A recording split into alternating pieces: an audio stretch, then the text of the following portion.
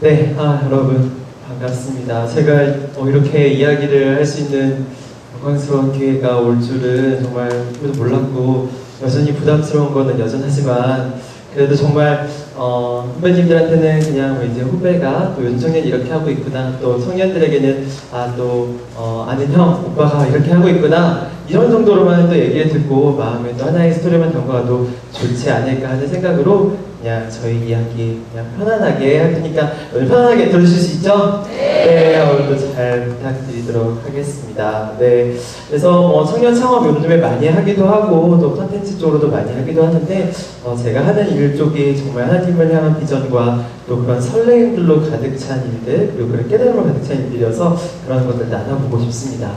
사실은 저는 그 인생이나 사업이나 이런 거에서 성장이 오는 순간 또 성숙이 오는 순간이 제가 저기 뒤에 있는 이런 도형과 같은 순간이라고 인테러뱅이라는 도형인데 물음표와 느낌표가 만나는 지점, 이게 물음표와 느낌표가 딱 일치될 때 딱 깨달음이 오고 다른 차원으로 성장하는 게 계속 이어질 수 있다라는 거예요. 근데 저는 이제 회사하면서 너무너무 감사했던 것은 무엇이냐면 이 물음표를 가지면 보통은 청년의 시기에 이 물음표를 그냥 밀어놔둬요. 답을 안 해도 되니까. 근데 사업을 하게 되니까 다음 달에 월급을 주기 위해서는 반드시 느낌표에 맞춰야 되고 저희 비전을 생각해서는 반드시 느낌표에 맞추지 않으면 그 다음 단계로 한 단계 더 나아갈 수 없더라고요. 그래서 이 물음표에 직면하고 다시 도전하고 다시 답을 찾으면서 느낌표로 만들어가는 저희 작업들이 바로 저는 하늘청년 기업가 정신이라고 생각을 합니다.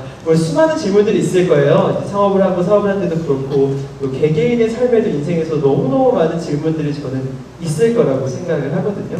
네, 그런 질문들 중에 여러분들이 공감할 만한 질문들 한번 가져왔습니다. 나는 누구인가? 어떻게 시작할까? 사람의 마음을 어떻게 얻을 것인가? 어떻게 돈을 벌 것인가? 두려움을 어떻게 극복하나? 불가능한 목표를 어떻게 달성하는가? 어떻게 하면 행복해집니다. 어떻게 제일 궁금하세요? 4번? 어떻게 해요? 뭐가 제일 궁금하세요? 청년분들은 뭐가 제일 궁금하세요? 5번. 네, 두려움 어떻게 극복하나? 네, 했습니다. 앞에 계신 청년분들 뭐가 제일 궁금하세요? 4번. 좋습니다. 어떻게 들어보시니까 좋아요. 요즘 너무 좋은 것 같습니다. 그래서 한번 여러 가지 답들이 있는데 이 답은 사실 답이라고 절대 얘기할 수 없고요. 이거는 하나의 참고 사례, 찾아가는 과정 정도로만 보시면 좋을 것 같습니다. 1번 나는 누구인가 한번 보도록 하면 좋을 것 같은데요. 여러분들 중청년 세대들은 특히나 내가 누구인가 이런 고민들도 많이 하고 생각들도 많이 하는 것 같아요. 처음에 잠깐 소개해 주셨다시피 저는 사업하기 전에 이 보스턴 컨설팅 그룹이라는 한 외국의 컨설팅 회사에 다니고 있었어요. 그래서 글로벌 회사에 있었는데 저기 약간 재수없는 포즈로 있는 게 이렇게 있는데 그래서 경영학 학생들이 굉장히 가고 싶어해요. 가고 싶어하는 컨설팅 기업이고 연봉도 굉장히 높고 비행기도 항상 비즈니스석만 타고 집에 갈 때는 막 모험 택시 타고 굉장히 좋은 직장입니다. 그래서 이렇게 다니고 하면서 여러 가지 내가 이렇게 했네 이렇게 하는 생각들을 많이 하고 있었거든요. 근데 이제 회사 다니고 나서 이제 1년, 2년 이렇게 지나기 시작하면서 문득문득 생각이 좀 들기 시작했었어요. 이게 3년차 되면은 이제 유학을 가야 되거든요. 갔다 와야지만 승진이 되기 때문에. 근데 유학을 준비하고 막 이렇게 하는데 친구들끼리 같이 입사한 동료들끼리 이 파트너, 대표의 추천사를 받기 위해서 경쟁을 하고 있는 저를 발견하게 됐었어요. 되게 신기했었어요. 왜냐면 저는 사회에 나오면 이런 경쟁이 없을 줄 알았거든요.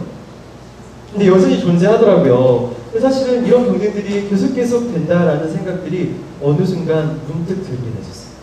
이게 대학교 졸업하니까 취직 경쟁하고 들어왔는데 취직 경쟁하니까 또 추천서 경쟁하고 유학 갔다 오면 다시 취직 경쟁하고 연봉 경쟁하고 배우자 경쟁하고 차 경쟁하고 자동차 경쟁하고 주기적지는 묘자리 경쟁까지 이게 끝나지 않을 것 같은 겁니다. 난 뭐지? 이런 느낌이죠. 어느 순간 어떤 생각이 드냐면 내가 놀아나는 게 아닌가 생각이 들었어요. 내가 진짜 놀아나고 있는 거 아니야? 사실은 게임을 많이 해본 분들은 알겠지만 게임이 끝나면 뜨는 메시지가 있어요. 무슨 메시지인지 아세요? 이 게임을 다시 하시겠습니까? 라고 질문하고 예스와 노를 선택을 합니다.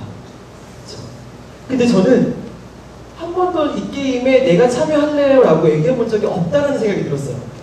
근데 제가 선택을 한 게임이면 정말 잘해내고 정말 이 게임에 승리되는 건 맞지만 이 게임 자체가 내가 만든 게임이 아닌 것 같고 동시에 이 게임 자체가 의미가 없는 것 같다는 생각이 들었었어요.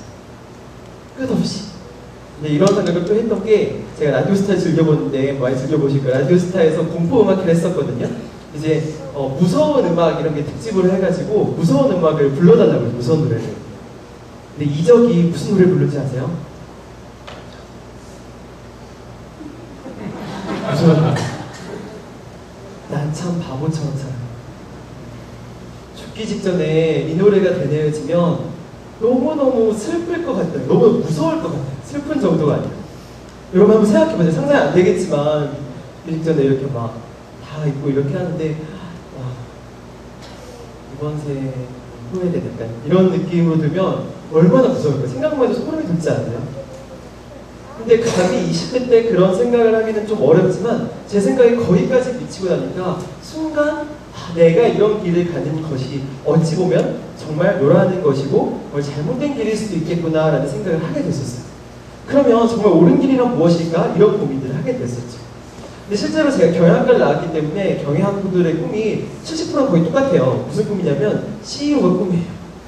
다들 CEO를 되게 하고 싶어 하거든요. 근데 저는 이런 선배처럼 되고 싶었어요. 우리나라에 이제 가장 큰 선발의 시장이 어디냐면 옥션과 지마켓이 가장 크거든요. 이마트보다 훨씬 큰 시장이에요. 여기에 대표 CEO세요. 근데 이분들을 보면서 저분처럼 되고 싶다라는 생각들을 되게 많이 했었어요. 근데 저분처럼 되고 난 그 다음은 무엇일까? 이 고민. 그 다음 뭐지? 뭐 할 것 같으세요?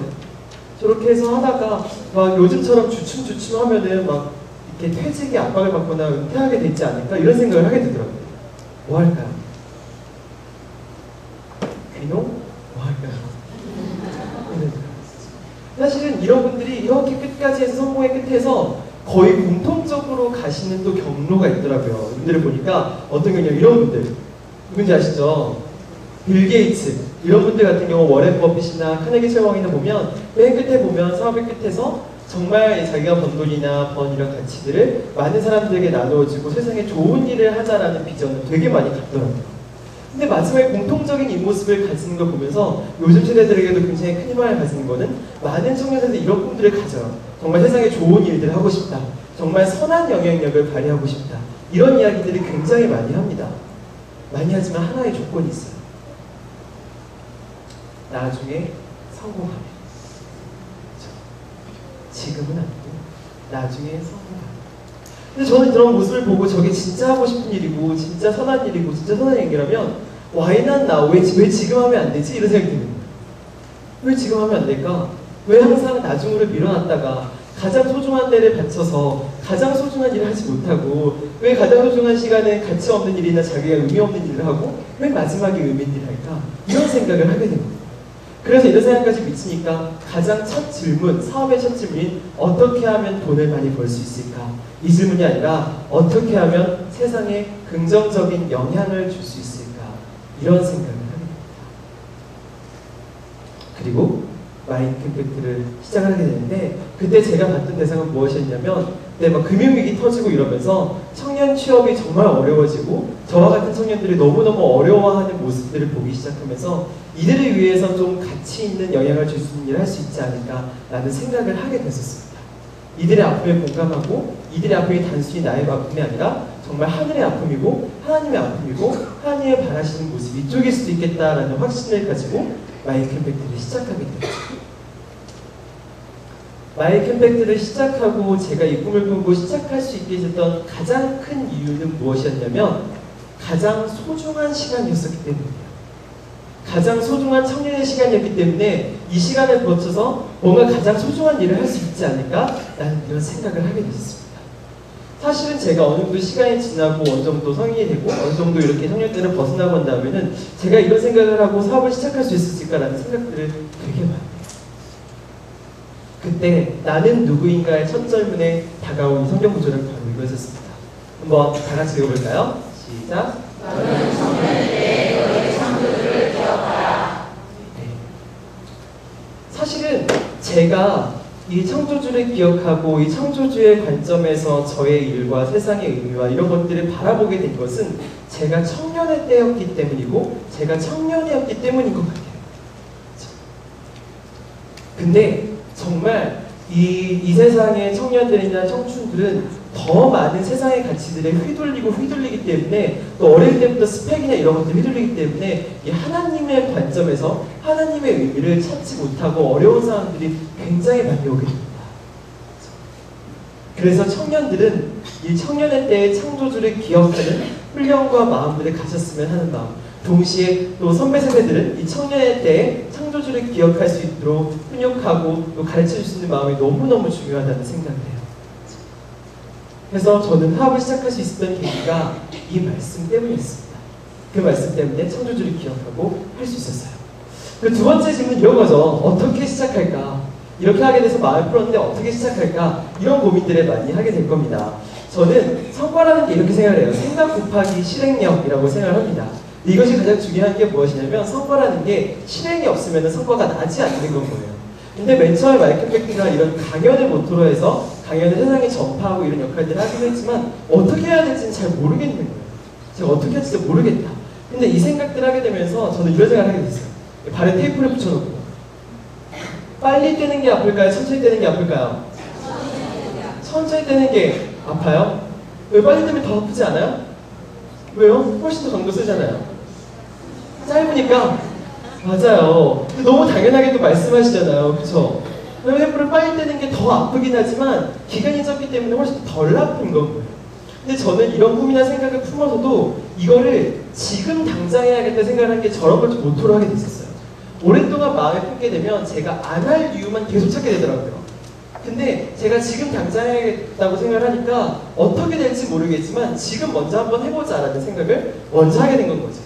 그래서 우리나라에서 가장 큰 대학교 체육관이 고려대학교 화정체육관인데 제가 이제 이 학교를 졸업하기도 했었고 그래서 이 체육관을 좀 애교를 떨고 하면은 굉장히 좀 저렴한 가격에 또 할 수 있지 않을까 또는 무료로 임대를 할 수 있지 않을까 생각을 했었어요. 근데 전화를 해가지고 하니까 대관료가 1,300만 원. 네, 부가세 별도. 부가세 별도라는 개념이 어떤 개념인지 그때 처음 알았어요. 그래서 다들 떨면서 전화를 딱 끊었죠.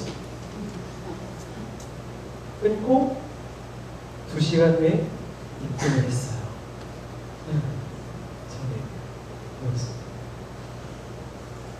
어찌 보면 너무너무 바보 같은 의사결정이에요. 저의 사업가로서의 첫 의사결정인데 가장 바보 같은 의사결정이거든요. 가장 모든 사람들이 이해할 수는 없는 의사결정. 근데 그 의사결정을 딱 하고 지르고 나니까 그때부터는 정말 앞뒤 볼 것도 없이 회사를 다니면서 막 밤새가면서 준비하고 섭외하고 막 난리가 난 건 거죠. 그리고 그렇게 해서 저렇게까지 만들어낸 겁니다. 마지막까지. 근데 사실 어찌 보면 저의 가장 바보 같은 의사결정을 뽑아라 하면 저 결정이지만 가장 잘한 의사결정을 뽑아라 하면 역시나 저 결정. 역시나 저 결정. 아무것도 생각하지 않고 아무것도 계산하지 않고 지르지 않았으면 제가 여기까지 아마 못 왔을 거라고 생각합니다. 저렇게 진행을 했었고 실제로 이제 첫 포스터에서 굉장히 좀 촌스럽긴 했지만 무한정피렌진 이름으로 뭐 낸시랭 씨나 박원순 시장님이나 뭐 진중권 씨, 장윤주 씨, 장기하 씨, 김신영 씨, 김재동, 노홍철, 박경채, 김종환 님 저런 분들을 다 한 군데 불러가지고 처음으로 만들고 국내에서 최대로 큰 이제 강연 콘서트나 토크 콘서트라는 이름으로 처음으로 이 세 장르를 좀 연 건 거죠. 그래서 굉장히 크게 반응해서 많은 분들이 오셨었어요. 이런 분들을 부른 게 저희 좀 파격이었어요. 낸시랭 씨 이런 분들. 이런 분들은 뭐 아시나요?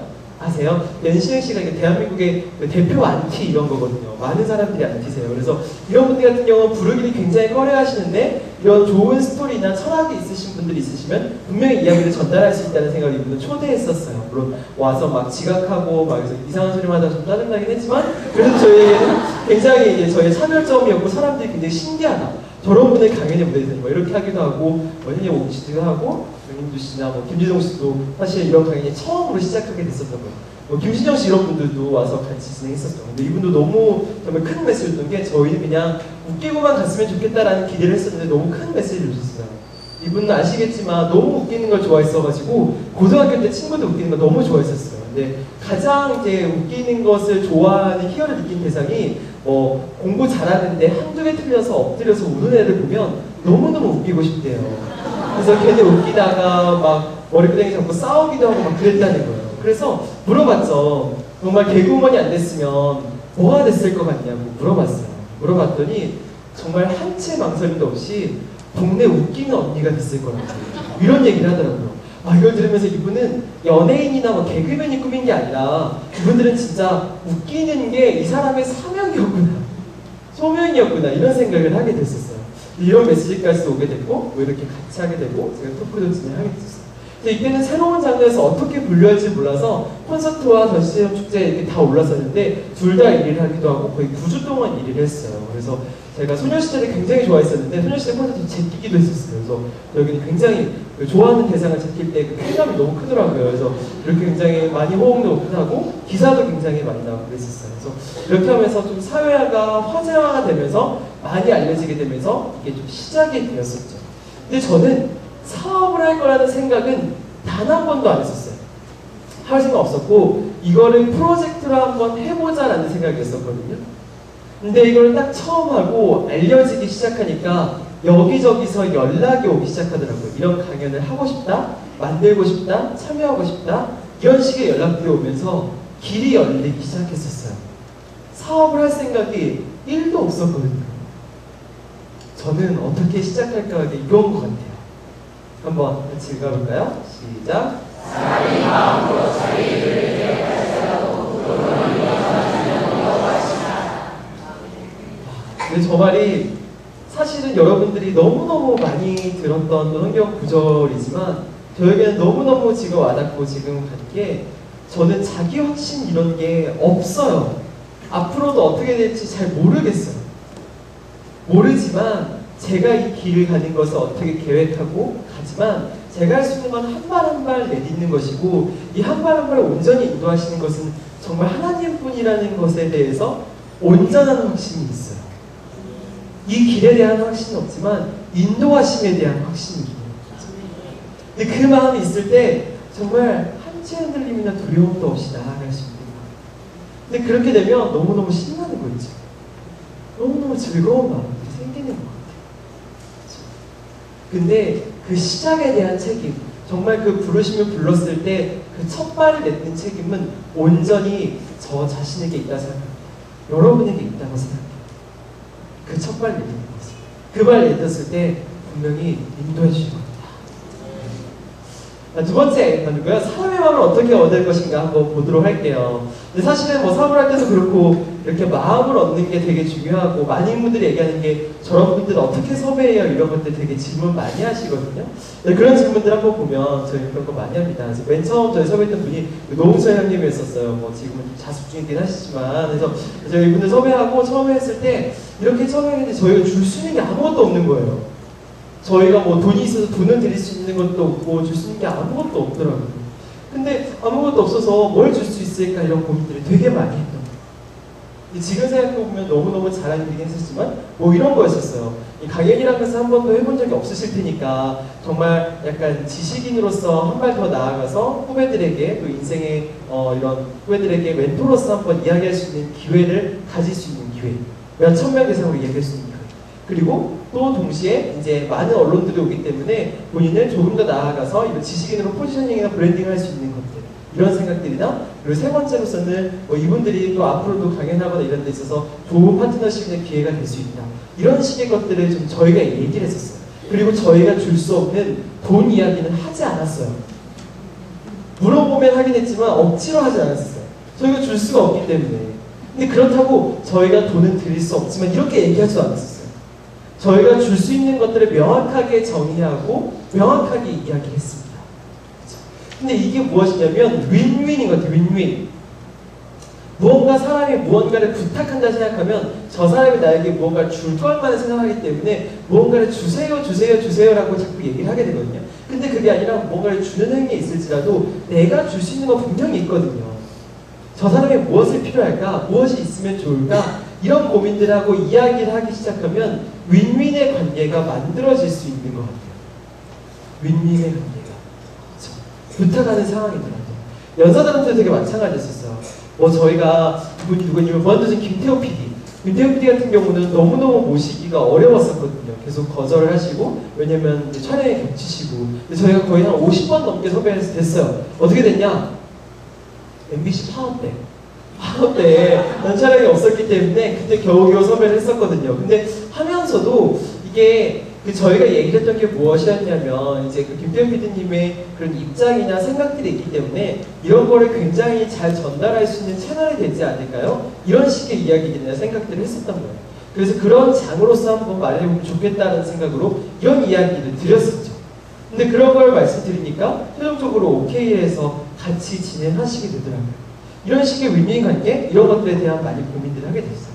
근데 실제로 저희 마이클 백댄커 100명에 가까운 친구들이 함께 일하고 있는데 이 친구들도 마찬가지인 건 거예요. 이 친구들이 함께 오고 함께 일하는데 이 친구들이 무엇을 원할까 이런 생각들을 많이 하게 돼요.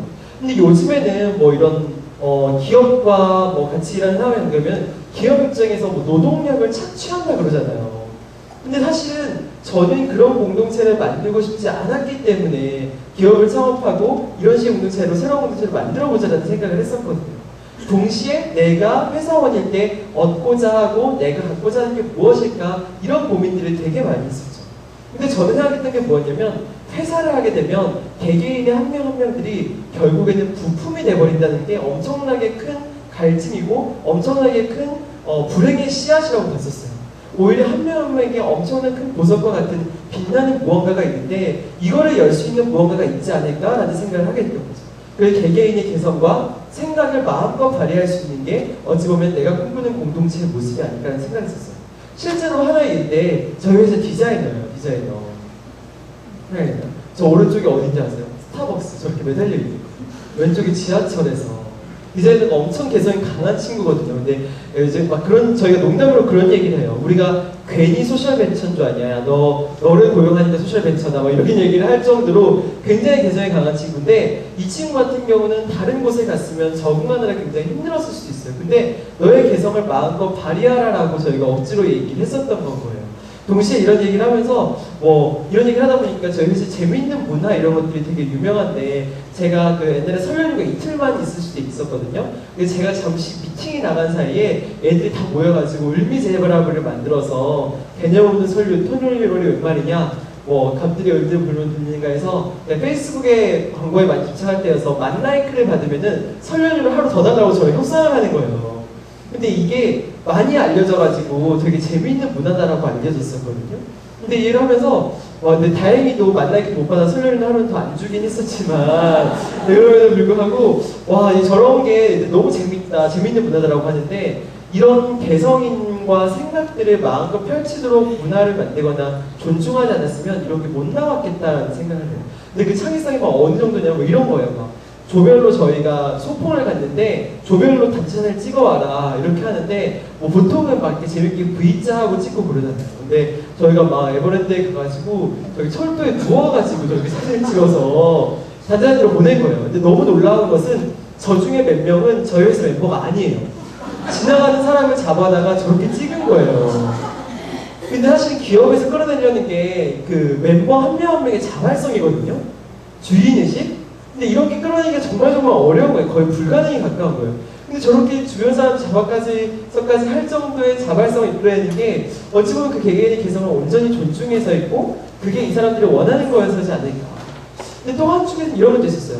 근데 주인의식을 가져라는 말이 굉장히 어불성설인 것은 어차피 회사는 내게 아닌데 이거는 사실이잖아요. 근데 저는 회사는 내게 아닌데도 이런 생각을 했었어요. 분명히 이런 상관관계가 있다.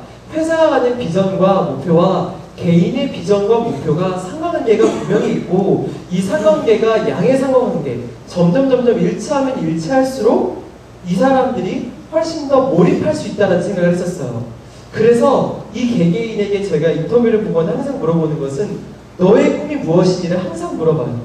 너의 비전이 무엇이니 너의 생각이 무엇이니 어떤 사람이 되더라도 계속 이야기하게 해요. 그래서 이 상관관계를 양의 상관관계로 맞추면은 훨씬 더 주인의식을 가질 수 있는 거죠. 실제로 하나의 사례가 저 회사에서 이 랩하던 친구인데 회사에 들어왔거든요. 앨범도 내고. 근데 래퍼로서의 꿈을 접은 거기 때문에 굉장히 어려웠었던 거예요. 근데 그래서 네가 꿈이 무엇이냐라고 하니까 이 힙합에 대한 꿈을 얘기하니까 그 힙합이즈 원이라는 행사를 만들어 해가지고 이렇게 만든 거예요. 만들어서 한 건데 잘 됐어요. 근데 제가 나중에 깨달은 사실인데 네가 회사에 다니면서 가장 큰 보람을 느꼈던 순간이 언제냐고 물어보니까 제가 뭐 밥 사주거나 뭐 좋은 격려를 할 때 이럴 때라고 생각했거든요. 근데 너무나 허무하게도 이 쪽지를 받았을 때래요. 자기 공연이 끝나고 누가 포스트잇에다가 뭐 더블 주스 오빠, 안녕 안수 오빠 그 친구인데 사랑합니다. 초면 실례지만 20살 어때요? 사랑합니다. 이 쪽지 받았대요. 근데 이 쪽지를 받은 거에 엄청난 동기부여와 보람을 느꼈다는 거예요. 와, 저는 되게 깜짝 놀랐어요. 저는 엄청난 뭐 보너스나 뭐 이런 것이 나온 줄 알았는데 그런 게 아니라 저 작은 자기가 한 것에 의해서 누군가의 리액션에서 굉장히 크게 오는구나.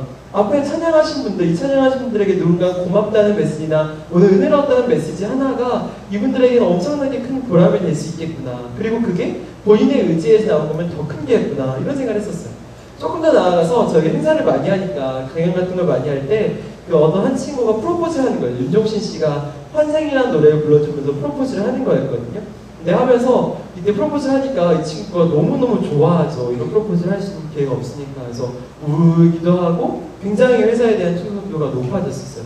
물론 저 친구랑 결혼하진 않았거든요. 다른 친구도 결혼한 슬픈 사연이긴 하지만 그럼에도 불구하고 와, 이게 정말 이렇게 개인의 이런 사리사욕이라고 할 수 있죠. 이런 걸 마음껏 얘기하고 펼치는 장을 만들고 하니까 주인의식과 또 종속 같이 함께하는 공동체 의식이 너무너무 형성이 많이 되더라고요. 그래서 실제로 나아가서 막 이직하겠다 이런 친구들이 있어도 이직을 잘해라 라는 의미로 이직과 커리어를 위한 집중 코칭이라는 저희 수업이 있는데 이 수업을 듣게 했어요. 3명이었는데 3명이 듣게 했거든요. 근데 정말 잘해라 이직을 이런 마음을 했는데 너무 놀라운 게 셋 다 이직을 안 하더라고요. 깜짝 놀랐었어요. 약간 이런 느낌 있잖아요. 막 자기가 이제 또 새로운 뭐 여자친구를 찾거나 헤어지는 건데 이제 뭐 새 여자친구한테 뭐 새 여자친구의 남자친구한테 뭐 이제 이 친구는 뭘 좋아해요 뭐 이런 식의 약간 편지 써주는 것처럼 해서 마음이 돌아오는. 근데 이 친구가 원하는 것들에 대해서 정말 잘 민감하게 반응하고 원하는 걸 해주려고 노력하니까 와, 이 사람은 나를 이용하는 게 아니라 진짜로 나를 생각하는구나 이런 생각을 하게 되더라고요. 근데 그거는 사업할 때도 똑같아요. 사업할 때도 내가 이렇게 하면 돈을 벌까라고 돈이 벌리는 게 아니라 저 사람이 무엇을 원할까? 무엇을 필요로 할까? 내가 또 무엇을 받고 싶은가? 이런 고민을 하게 되면 풀리는 경우들이 굉장히 많은 것 같아요. 근데 이 원리가 성경에 그대로 나와 있죠. 한번 읽어볼까요? 시작.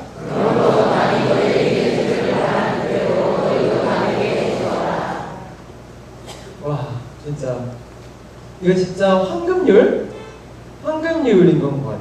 그렇죠? 황금률. 근데 저도 되게 이럴 때 되게 많아요. 이게 너무 그런 얘기 있잖아요. 이렇게 누군가에게 감사합니다라는 이야기를 받고 싶으면 제가 먼저 감사합니다라고 하면 되더라고요.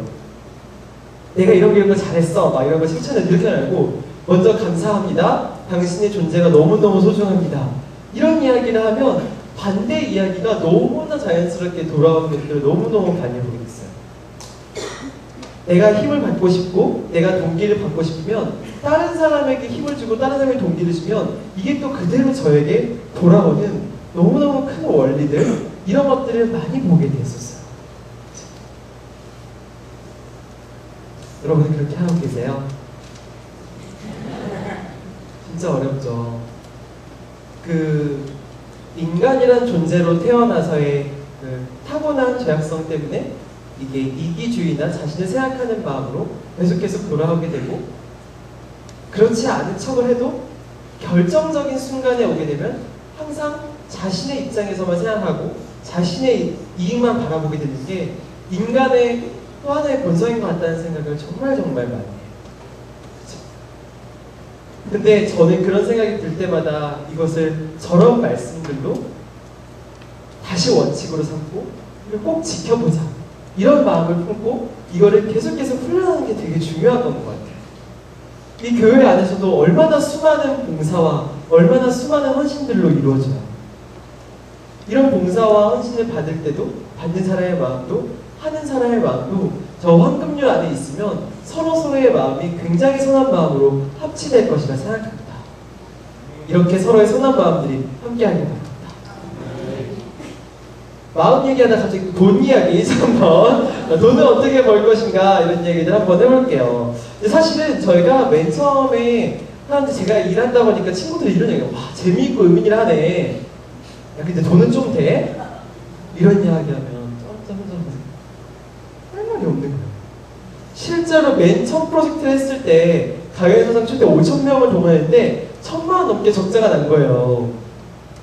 월급 적자가 나니까 와 이거 진짜 어떻게 해야 되나 진짜 감당이 안 된다 이런 생각들이 되게 많이 하게 됐었죠. 어떻게 해야지? 이런 고민들. 근데 저희가 이런 고민을 할 때 제가 이런 생각들을 되게 많이 하게 있었어요. 그 많은 크리스찬 사업가들도 가진 생각 중에 하나인데 돈 버는 건 죄악이 아니다. 돈 버는 건 죄악이 아니다. 사실은 돈이라는 게 죄악시되고 어려워하는 부분들이 있기 때문에 저도 모태신앙을 계속 자라보다 보니까 이게 이런 이야기를 하고 막 마진율을 따지거나 수익을 따지는 행위 자체가 굉장히 뭔가 죄악스럽다는 느낌을 무의식 중에 가지고 있다는 생각을 많이 했었어요. 근데 이걸 안 지키면은 저희 회사가 무너지거나 이런 상황들이 발생할 수밖에 없거든요.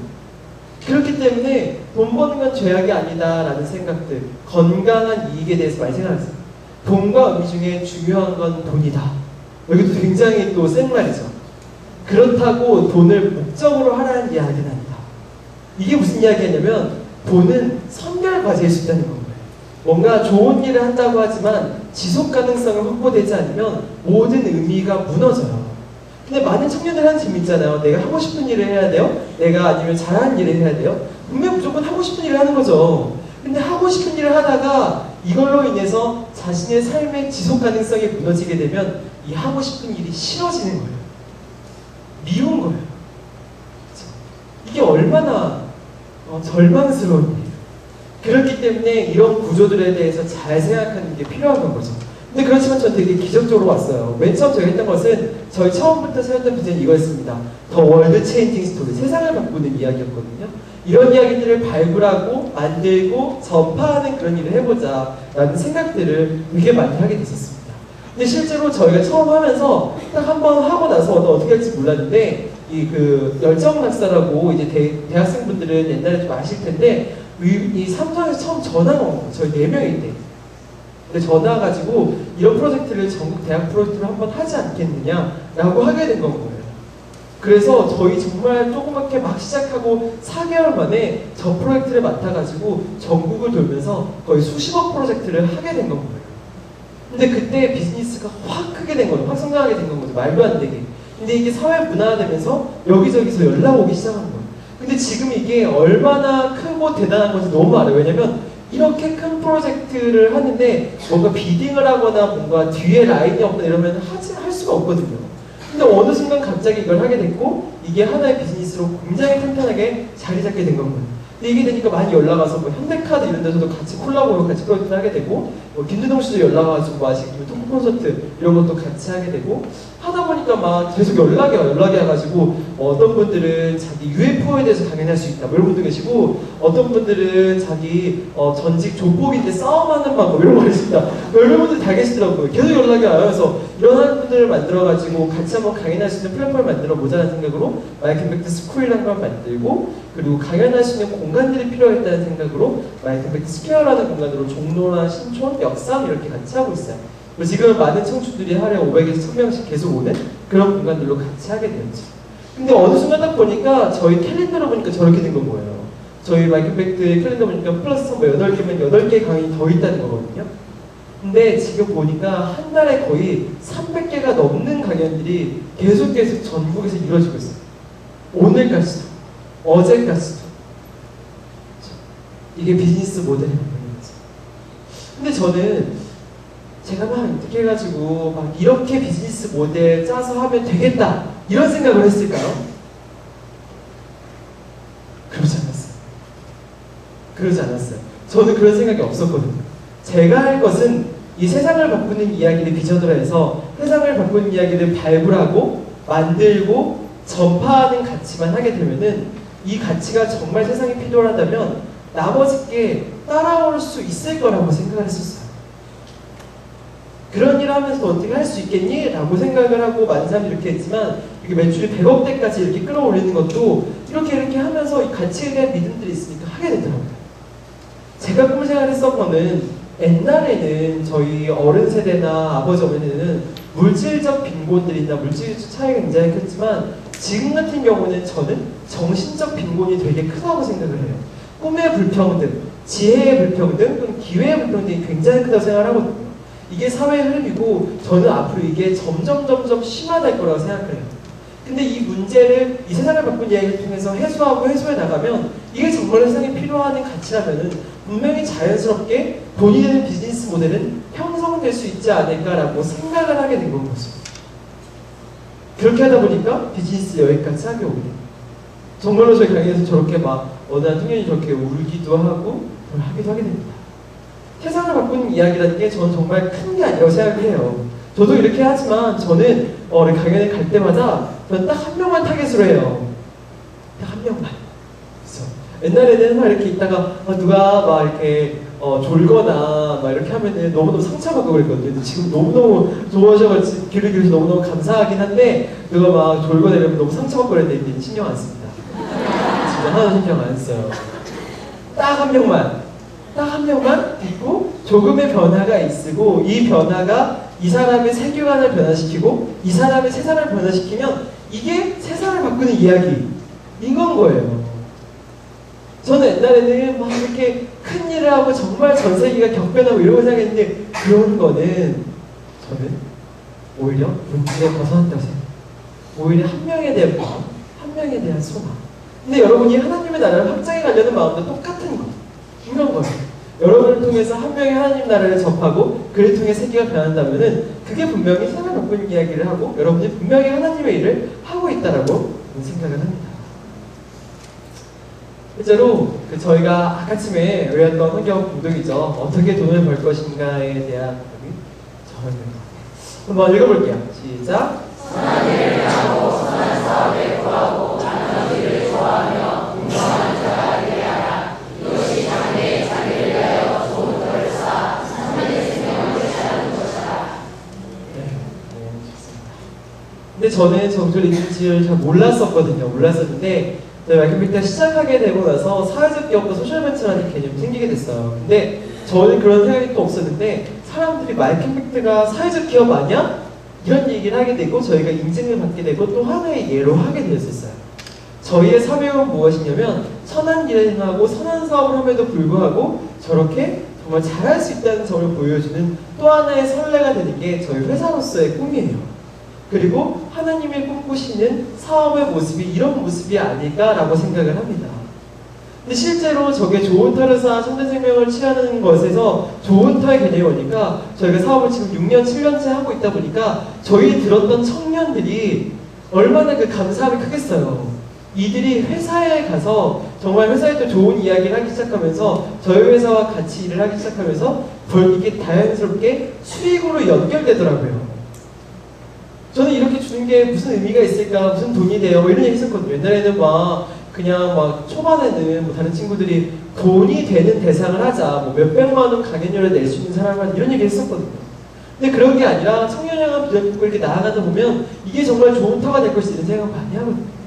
근데 이제 점차 그렇게 되고 있는 것 같아요. 이게 정말 사업적으로도 너무너무 좋은 터고 개인적으로도 너무너무 좋은 터라고 생각을 해요. 이들의 감사한 마음을 품은 게 저한테 직접적으로 돌아오지 않더라도 정말 하나님이 다 보답해 주실 거라는 그런 믿음이 있으니까 너무너무 그냥 감사한 겁니다. 그런 삶 자체가. 이게 바로 저는 좋은 터의 정의가 아닐까라고 생각을 해봅니다. 자, 두려움은 어떻게 극복하는가 한번 볼게요. 두려움. 사실은 이렇게 사업이 커지다 보면 두려움 많이 생겨요. 두려움이 있을까 없을까요? 있어요. 정말 있어요. 사실은 이런 데 있잖아요. 5월달부터 두려움이 많았어요. 왜 이렇게 휴일이 많은 걸까? 그래서 매출이 3분의 1이 날아가는데 그쵸? 라고 이제 지금 저희 회사에서는 절대 하지 않는 이야기지만 근데 이렇게 만든 걸까라고 4월 달부터 이제 노력하고 생각을 하게 되는 건 거죠. 그런 것처럼 진짜 많아요. 뭐 예를 들어서 저희가 청춘 페스티벌을 하나 진행하는데 거의 뭐 3만 명 가까운 청년들이 오는 행사거든요. 근데 여기 처음으로 확 떠가지고 이제 너무너무 잘 됐었어요. 너무너무 성공적으로 매진이 됐어요. 와, 매진 막 이렇게 해가지고 진짜 우리 성공했구나. 그래서 교만해질만 쯤 정말 이거 관련이 있는 얘기지만 국가적인 참사가 있었죠. 그런 사건이 있었고 그래서 이런 행사들이 전면 취소라고 하게 된 거예요. 그 상황에 딱 오는 순간 망할 수도 있겠다. 이런 불안감과 두려움이 확 오더라고요. 물론 그때 저희의 비전을 다시 되찾고 이런 사회적 분위기일수록 이런 메시지가 정말 필요하다는 것들을 잘 이야기해서 정말 다시 잘 하긴 했었지만 화합하고 이런 두려움들이 계속 생겨요. 계속. 근데 저는 이런 게 있었어요. 저는 제 고향입니다. 제 고향. 어딘지 아세요? 제 고향 제주도. 제주도 고향이에요. 제 고향 제주도인데 한라산인데 저 제주도에서 처음으로 이제 서울에 소문날 때 처음 올라와가지고 이렇게 다니면서 막 친구들이 막 제주도에가 다녀서 저 혼자밖에 없으니까 와서 막 제주도말 한번 해보라 그러고 막 뭐 학교 갈 때 조랑말 타고 다니고 막 어머니는 해녀시니 막 이렇게 물어보고 막 이렇게 가수원이야 귤 농장 있니? 너희 막 이런 물어보고 막 이러는 거예요. 근데 이런 얘기를 하면서 와 이렇게 들으면서 제가 들었던 게 이렇게 계속 들으니까 이렇게 재밌고 사람들이 주목받긴 한데 은근히 또 한쪽에서는 약간 이렇게 상처가 되기도 하고 또 하나의 오기가 되기도 하더라고요. 근데 막 서울에 막 좋은 고등학교 나오고 이런 친구들 보니까 내가 또 잘할 수 있을까 이런 두려움을 가지게 됐었는데 근데 제가 그 생각을 가지고 제주도를 또 두려움강시에 제주도를 대표해야겠다 이런 생각을 하게 되니까 막 열심히 해가지고 대학교 1학년 1학기 때 애들 아무도 공부 안 하잖아요. 근데 저 혼자 공부를 한 거예요. 공부를 해가지고 상대평가니까 정말 제 대학 총 것 중에 제일 좋은 학점이 나와서 그것들을 딱 받고 나서 4년 전액 장학금을 받게 됐었어요. 근데 이거 보니까 이게 딱 두려움이 만들어낸 좋은 효과더라고요.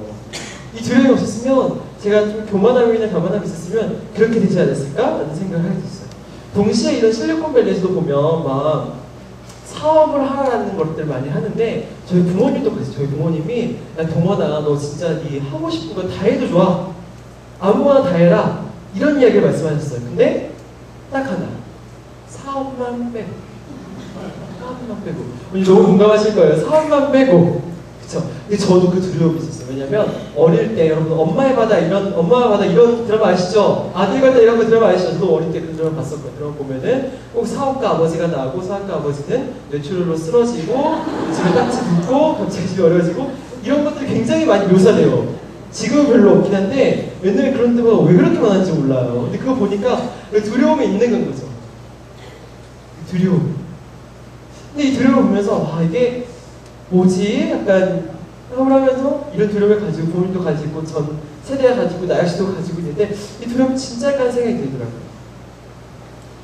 이거를 쭉 돌려서 제가 어릴 때 두려웠던 순간들을 보니까 이런 순간이 되게 두려웠던 것 같아요. 나 홀로 집에 있을 때. 그죠? 나 홀로 집에 어릴 때 집에 있으면 너무나 무섭잖아요. 엄마 아빠 빨리 와야 되는데 안 오면 무섭고 막 얼마나 두려워요. 되게 어린 친구들은 되게 공감할 수 있을 거예요. 엄마 아빠 없으면 무섭고. 근데 지금은 어때요? 집에 누가 있으면 무섭지 않아요? 누가 없으면 무서운데 누가 있으면 무서워. 좀 안 있으면 좋겠고. 그쵸? 근데 여기서 이게 무엇이냐면 집에 누가 있고 없고는 현상일 뿐인 건 거예요. 근데 이거를 두려움이라고 정의한 것은 나의 관념이나 나의 생각이나 나의 환경 또는 주변 사람이 이야기했을 거다 이런 생각을 했었어요. 근데 실제로 내가 왜 두려워하는 건지에 대해서 봐서 진짜 두려워하는 거 이런 걸 두려워하는 게 있었어요. 주사 맞을 때 두렵죠. 저 높은 곳에 떨어질 때 두려워. 이거는 인간이 근본적으로 가진 두려움을 자각하는 거잖아요. 근데 저는 이 주사 맞을 때 되게 두려운데 이 두려움을 잘 살펴보면 두려움이 이런 순간들이 있어요. 잘 살펴보면 주사 맞을 때 두렵고 아프고 하는데 이 두려움 때문에 전날부터 두려워요. 그쵸? 전날부터 이 두려움이 시달려가지고 어릴 때 막 잠도 못 자고 막 가기 전에 울고 가서 울고 끝나서 울고 난리가 나잖아요. 근데 잘 보면 진짜로 아파서 두렵다고 하면 아픔의 순간은 그 주사 바늘이 몸을 통과하는 그 0.01초의 순간이에요. 그 순간만 아픈 거예요. 그쵸? 그 순간만. 이렇게 높은 곳에 떨어지는 것도 마찬가지예요. 높은 곳에서 놀이기구에서 위에서 떨어질 때도 이렇게 한 2초 정도 약간 내장기관이 잠깐 들렸다가 내려오는 그런 느낌. 그쵸? 이것밖에 안 되는데 올라가는 순간이 한 5분 정도 되니까 그 두려움에 엄청나게 사로잡히는 거예요. 근데 물론 안 아프다고 얘기하지 않고 안 무섭다고 얘기하는 게 아니에요. 제가 얘기하는 것은 그 찰나의 순간 때문에 나머지 순간들이 엄청나게 두려움에 휩싸여요. 근데 이 두려움의 순간을 덜 무섭고 덜 두렵게 하는 방법이 있더라고요. 이 순간들, 이 두 가지 순간에 공통적으로 사람이 대처하는 모습이 있거든요. 어떻게 하는지 아세요? 눈을 감습니다. 그렇죠? 눈을 감으면 그 두려움이 맹수가 되어서 집어삼키는 건 거예요. 그렇죠? 제가 사업을 하다 뭐 망한다, 부모님이 두려워한다 이런 거 있었는데 제가 부모님이 이런 순간들에서 제가 너무 불효지만 사실은 제가 부모님께 얘기를 드리지 않고 사업 시작했어요. 그죠? 근데 그 여자의 촉이란 게 있잖아요. 여자의 촉이 있어가지고 제가 이제 회사 간 척 이제 제주도 올라왔을 때 이제 척 더우니까 넥타이를 손에 들고 갈 수 있잖아요. 손에 들고 나가는데 어머니가 쟤 좀 뭔가 이상하다라고 해서 보통 분이 아니어서 회사에 전화를 하셔가지고 한동훈 씨 그만두셨습니다. 얘기 듣고 나서 전화해서 들어와라. 근데 얘기를 하는데 막 우시는 거예요. 너는 어떻게 이런 인생의 큰 결정을 한마디 상의 없이 하게 되니? 이런 얘기를 하시는 거예요. 근데 얘기 듣고 저는 제 딴에 너무 걱정하실까 했는데 딱 듣고 나니까 너무너무 큰 불효를 저질렀구나 이런 생각을 하게 됐어요. 그리고 얘기를 그때 어떤 생각이 들었는지 몰라도 제가 딱 얘기한 게 딱 2년만 시간을 주십시오. 2년 동안 성과를 내지 못하면 그만두고 다시 취직하겠습니다. 그리고 남의 돈 빌리지 않겠습니다. 사채 쓰지 않겠습니다. 이런 식의 이야기를 한 건 거예요. 이 이야기를 한 것은 뭐냐면 리스크를 정의를 한 건 거예요. 내가 생각한 두려움들을 딱 정리하고 나서 그럼 딱 얘기하면 2년 동안 해서 안 되면은 다시 시간 내면은 어쨌든 뭐 경영에 대해서 많이 배운 거니까 나쁘지 않네라는 생각을 하게 된 건 거죠. 이 두려움을 정말 딱 해서 뭐 집안이 풍미박산다 이런 걸 정의한 게 아니라 눈을 딱 뜨고 이 두려움을 딱 정의하고 나니까 아무것도 아닌 순간이 되는 겁니다. 실제로 접촉 맞을 때나 이렇게 할 때도 눈을 똑바로 뜨고 하니까 물론 아프지만 좀 덜 무섭고 덜 아프더라고요. 이렇게 눈을 똑바로 뜨는 게 이 두려움을 못하는 방법. 동시에 저희가 아까 전에 그 10명 섭외할 때 딱 보니까 이 저희 엑셀을 딱 해서 보니까 168명이 거절했더라고요. 168명 다 거절합니다. 안 됩니다, 안 됩니다. 그럼 거의 10% 확률이잖아요. 5% 정도 확률. 근데 저 뒤에 숨어 있는 숫자가 하나 있었어요. 350명이 무응답. 이게 저 말은 무엇이냐면 500명 중에 10명만이 오케이 한 거예요. 2%의 확률. 2%의 확률. 근데 사실은 약간 그 정도면은 그 정도의 생각과 마음이면 못할 게 무엇일까 생각이 들더라고요. 실제로 저걸 할 때 마음은 무엇이었냐면 약간 아님 말고 이런 말이죠. 아님 말고 거절하는 거에 대한 두려움 자체가 없어지는 거예요. 그리고 이 거절할 때 이 두려움 자체를 나의 것이 아닌 것으로 정의를 해버리는 거죠. 나의 것이 아닌 것으로. 이거를 또 저희가 볼 때 사실은 내가 보면 처음 시작할 때도 그렇지만 저런 두려움들을 보면 저런 말들이 있는 것 같아요. 사실은 저희가 섭외를 할 때나 막 섭외를 하고 거절을 당해도 한 명이 딱 됐을 때 그 쾌감들이 있거든요. 그 두려움에 극복했을 때 그 쾌감들. 근데 그 두려움이라는 게 저 말씀을 보고 나서 저의 몫이 아니라고 생각하게 됐었어요. 저의 몫이 아니다. 사실은 일을 할 때도 마찬가지지만 전체 그 아레나, 롤과 책임을 나눈다고 하는데 이걸 딱 나눠서 이것은 나의 것, 이것은 남의 것 이런 것으로 분류하게 되면 내게 주어진 것만 잘하면 되거든요. 근데 저 이야기를 딱 보고 나서 저 말씀을 보고 나서 이 두려움은 나의 것이 아니다. 하나님의 것이다. 누가 보면 무책임하다고 할 수 있지만 이건 하나님이 그렇게 말씀하셨기에 제 두려움을 그냥 다 맡겨버린 건 거예요. 거절당한다고 해서 내가 미약하거나 자존감이 낮은 존재가 아니고 내가 저렇게 한다고 해서 회사가 망하는 것도 아니고 이 두려움이나 이 순간들은 내 것이 아니고 이걸 사로잡히는 게 아니고 이것은 하나님이 대처하시게끔 하는 게 나의 몫이구나 라는 생각을 하게 됐었어요. 한번 읽어볼까요? 시작.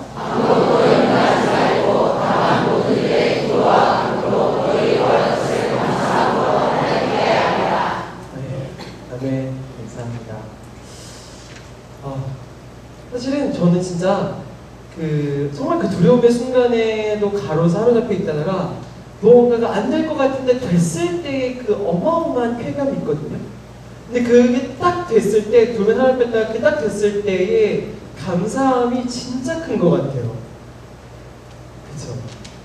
근데 그 두려움이라는 그 겉표지에 쓰여진 이거를 뚫고 나가지 않으면 맛볼 수 없는 그 안에 정수 큰 열매가 있거든요. 그 감사함. 그게 저 말씀을 믿고 두려움은 하나님께 온전히 맡기고 내가 구하는 것을 기도하고 감사함으로 하는 그런 믿음이 정말 필요한 것이라고 생각을 합니다.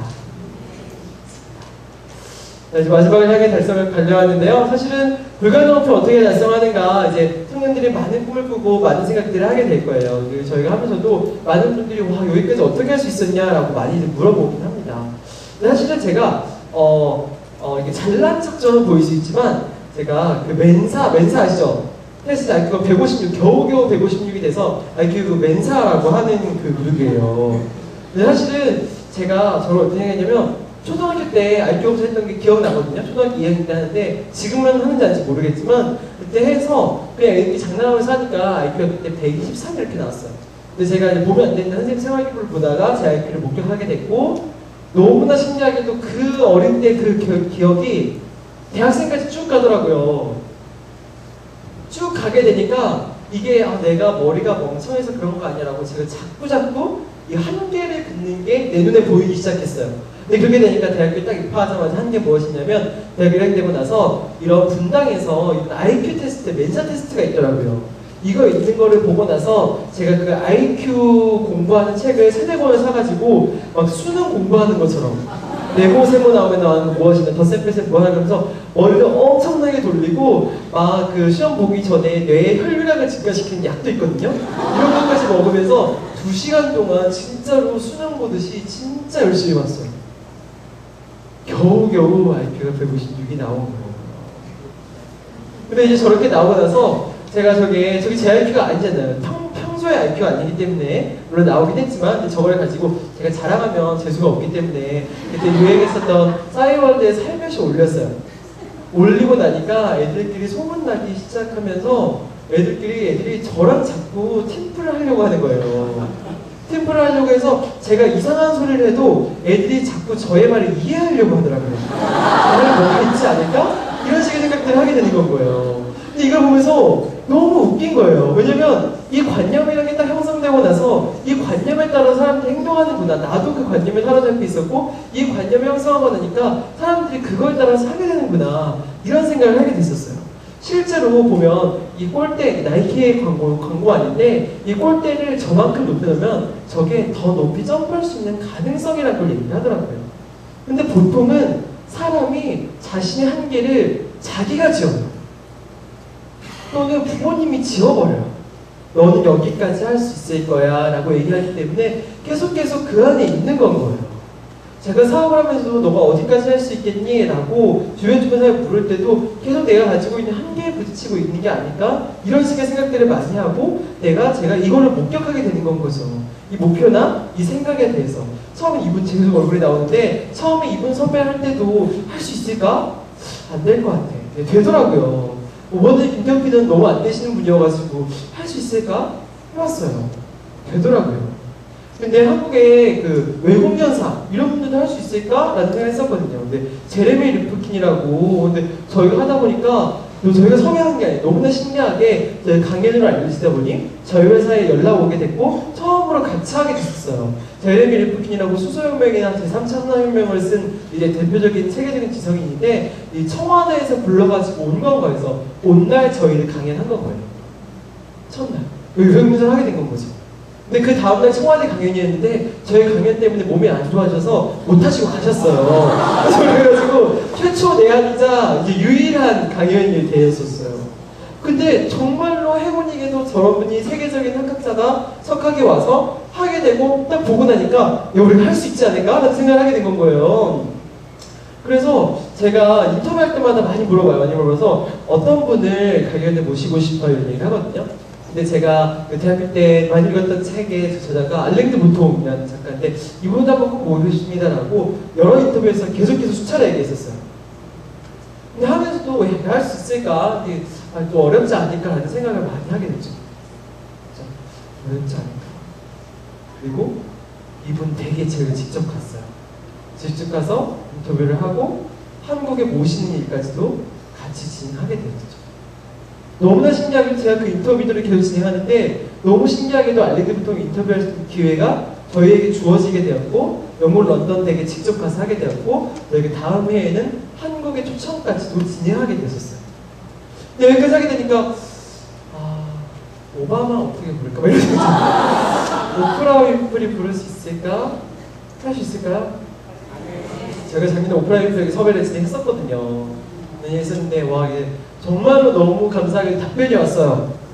지금 너무 살이 쪄서 약간 다른 나라 못 가겠다고 답변이 오긴 했지만 너무너무 정말 저에게는 감사하고 희열의 그런 순간들이었어요. 여기까지 하게 되니까 와 진짜 할 수 있지 않을까? 라고 이 지경이 계속 넓어지게 되는 건 거예요. 저의 그냥 한 명의 지경이 아니라 계속 하늘의 지경, 하나님의 지경으로까지 넓어진다는 생각을 되게 많이 하게 되더라고요. 맨 처음에 저희가 이렇게 5,000명 규모에서 화전철까지 진행을 할 때가 될 수 있을까? 친구들이 다 안 될 것 같은데 막 이렇게 했는데 했어요. 되더라고요. 저희가 그 다음에 부산에서 3만 명 규모를 할 때도 이렇게 야외에서 할 수 있을까? 저렇게 몇만 명 규모도 할 수 있을까? 되더라고요. 저희가 그 다음 마지막으로 또 인터뷰 때 항상 얘기했던 게 여기 어딘지 아세요? 상하 월드컵 경기장. 여기서 꼭 하고 싶다. 여기가 65,000명 들어가는 곳이거든요. 그래서 가장 많이 채웠던 때가 2002년 그 월드컵 경기 이후로는 순복음교회 집회 때가 가장 많이 채웠다고 하더라고요. 그래서 여기서 할 수 있지 않을까라고 생각을 했지만 하면서 저기를 다 하는 게 진짜 말도 안 되니까 할 수 있을까? 될까? 이런 생각을 많이 했었어요. 그리고 저희가 작년에 진행을 했었죠. 실제로 저희 보면 돈키호테에 보면 이런 게 있습니다. 이룰 수 없는 꿈을 꾸고 이룰 수 없는 적과 싸우고 이루어질 수 없는 사랑을 하며 잡을 수 없는 저 하늘의 별을 따르겠다. 사실은 저 이야기는 많이 있거든요. 근데 찾아보니까 그 뒷이야기가 있더라고요. 누가 미친 거예요? 장차 이룰 수 없는 세상을 상상하는 내가 미친 거예요. 아니면 세상을 있는 그대로만 보는 사람이 미친 거예요. 이런 얘기를 하더라고요. 근데 사실은 보면 저희 청년들의 세대들도 많이 꿈을 세우고 많이 목표를 세우긴 하지만 이게 달리기랑 똑같은 것 같아요. 달리기가 세계 신기록이 깨지면 분명히 그 기록이 한 2년 안에 분명히 깨져요. 또 너무 신기하지 않아요? 그 기록을 누가 만들고 누가 그 윗라인을 만들면 누군가 깨는 거예요. 한국도 뭔가 세계적인 기업가가 없는데 이게 또 없으니까 이게 안 깨지고 있는 거고 누군가가 이걸 할 수 있는 게 깨고 깨는 게 되게 중요하다는 거죠. 근데 사실은 세상을 있는 것들만 보는 사람이 미친 거고 어찌 보면 있는 그대로 세상을 보지 않는 사람이 정상일 수도 있겠다는 생각으로 제가 미치지 않았다는 거에서 인정을 하기 시작했어요. 실제로 정말 말도 안 되는 일들이 일어나기 시작합니다. 저희가 보면 저희가 성림 페스티벌 할 때 그 날씨인데 저희가 그 하루 전에 날씨가 싹 바뀐 거예요. 전국에 비가 오는 걸로. 저희가 11월 초인가 했었거든요. 10월 말에 했었는데 10월 말에 했었어요. 10월 말에 전국에 갑자기 비가 오는 걸로 바뀐 거예요. 근데 저는 그때 딱 그렇게 바뀌니까 이게 하나님을 원망하는 마음이 생기는 건 거예요. 이렇게 좋은 일을 하려고 하는데 이렇게 날씨가 이럴 수가 있지? 이런 생각을 하면서 근데 막 정말 울며 겨자 맞기로 전날 막 우리 막 몇천 개 구입하고 막 난리가 난 건 거죠. 어떡하지? 다음날 아침에 날씨가 그렇게 바뀐 거예요. 서울 경기 지역만 비가 안 오고 10월달에 저희가 추울까봐 담요를 안 줬었거든요. 근데 그때가 10월달 중에 10년, 15년 만에 가장 더운 날이 있었어요. 20도까지 올라가지고 사람들이 그냥 그 담요를 햇빛 가리개로 쓸 정도로 날씨가 너무 따뜻했던 거예요. 근데 사실은 이거는 딴 데 가서는 되게 못하지만 저는 진짜 이거는 하나님이 하셨다 생각해요. 진짜 이건 제가 할 수 있는 일이 아니거든요. 근데 이런 일이 되게 많이 생겨요. 저희가 외국에 가가지고 막 그때 가서 알렌드 보통 만난 날 오프라이프나 오바마 같은 세계적인 분들이나 이런 분들을 어떻게 만날 수 있을까 이런 생각을 했었거든요. 근데 이런 생각을 하면서 왔다 갔다 하다가 이분 누군지 아세요? 닉 부이치치. 사실은 제가 그 뉴욕 센트럴파크에 갔다가 예, 그 열정났어 그 대학교 행사이기 때문에 좀 뭔가 좀 이렇게 동기부여도 할 수 있고 좀 알려지기도 하고 이런 분들 누구 있을까라는 생각을 했는데 닉 부이치치를 생각을 했거든요. 근데 진짜로 거짓말 하나 안 보태고 센트럴파크 앞을 지나가다가 이게 뒷모습을 봤는데 휠체어를 본 거예요. 근데 예전 같았으면 그냥 지나갔을 때 닉 부이치치 생각을 하고 있어가지고 혹시나 닉 부이치치가 아닐까라고 두 블럭을 따라간 거예요 제가. 근데 제가 확실한 게 뒤에 허그 책이 꽂혀 있더라고요. 근데 그러고 닉 부이치치구나 라고 생각해서 인사를 하고 한국 오셨으면 좋겠다라고 해서 한국까지 오게 된 거죠. 근데 너무 깜짝 놀란 것은 무엇이었냐면 닉 부이치치가 뉴욕에 살고 있지 않았어요. 뉴욕에 살고 있지 않았는데 샌프란시스코에 있었는데 그날 하루 딱 왔었던 거고 저도 뉴욕 하루를 그날 딱 하루 있었던 건데 그 하루 중에 그 시간에 센트럴파크 앞을 지날 확률 어떻게 설명을 할까요? 그쵸? 어떻게 해서 얘기 못해요.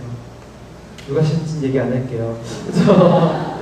실제로 아까 전에 그 생각을 하고 세계적인 분을 모실까요? 이분 누군지 아세요? 브루스 윌리스. 이분 누구 만났냐? 언제 만났냐면 알랭드 보통 만난 날 만났어요.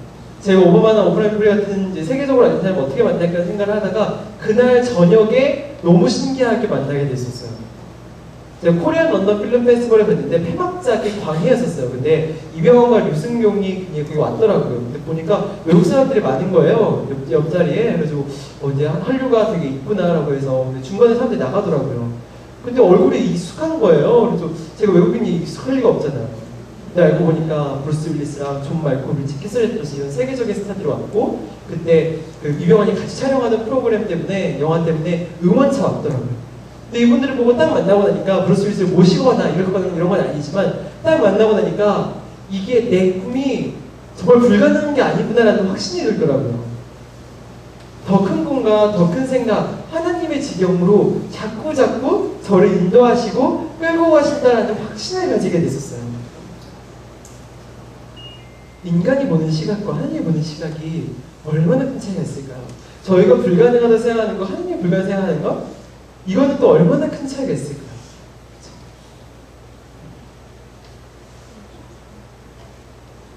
실은 저는 불가능한 목표는 정말 제가 하는 노력과 의지들과 오히려 이런 걸 다 지워내고 오히려 하나님이 만들어낸 신비들을 보았을 때 훨씬 더 즐거운 일들이 많은 것 같아요.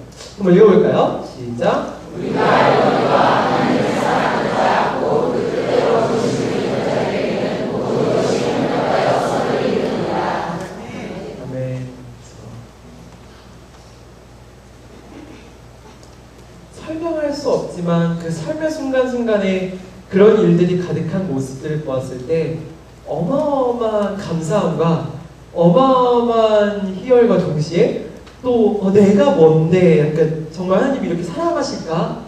이런 생각들을 정말 많이 하게 됩니다.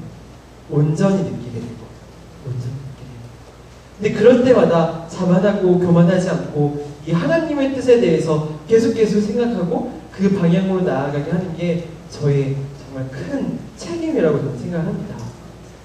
여러분들이 하나님의 뜻대로 부르심을 입은 자들은 확신을 가지고 이 뜻을 온전히 용기를 가지고 책임있게 실천해 나가실 때 분명히 여러분이 생각하는 불가능의 영역도 다 이루어지실 거예요.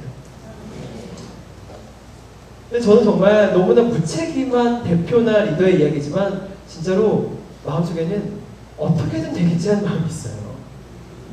어떻게든 하나님이 하시겠지. 그래서 애들이 물어봐요. 대표님은 도대체 뭐 믿는 구석이 뭐예요? 이런 거잖아요. 백이 누가 있어요?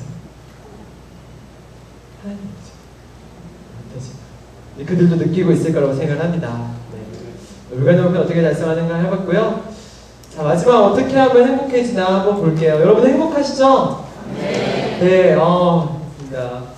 행복한 순간, 행복한 마음, 행복한 때 되게 많을 거예요. 되게 많고 이렇게 할 때도 많은데 옛날에 그 행복한 순간들이 막 정말 뭔가 뭐 맛있는 걸 먹을 때나 뭔가 뭐 되게 여유로울 때, 놀 때, 또 내가 갖고 싶은 걸 가질 때 이런 때가 되게 행복했었거든요.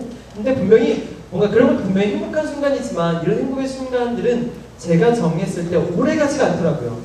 행복한 건 맞지만 지속 가능한 행복이 아니다 또는 약간 뭔가 낮은 차원의 행복일 수도 있다는 생각이 들기 시작했었어요. 그리고 분명히 더 큰 행복이나 지속 가능한 행복이 있으시겠구나라는 생각들을 많이 했었습니다. 근데 그게 하나 얘기가 이런 것 같아요. 밥 먹는 거 그죠 여러분? 밥을 맛있게 먹는 법 아세요? 너무 잘하시네요. 한 끼만 굶으면 됩니다. 그죠? 맛있는 거 먹는 게 문제가 아니에요. 한 끼만 굶으면 엄청 밥이 맛있어요.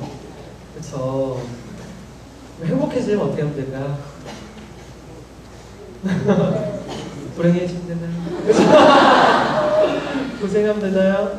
그죠?